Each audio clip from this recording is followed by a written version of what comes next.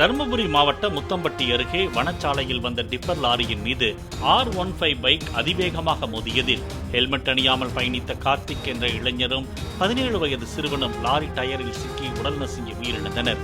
விபத்துக்கு பிறகு தப்பியோடிய லாரி ஓட்டுநரை அதியமான்கோட்டை போலீசார் தேடி வருகின்றனர்.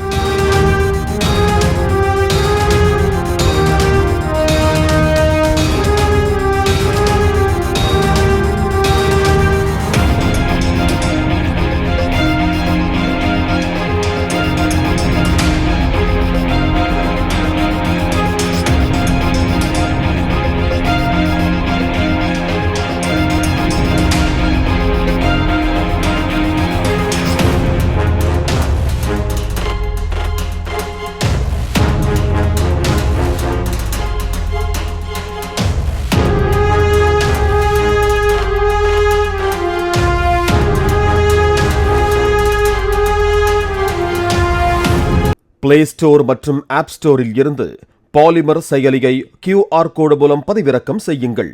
செய்திகளை உடனுக்குடன் பெறுங்கள்.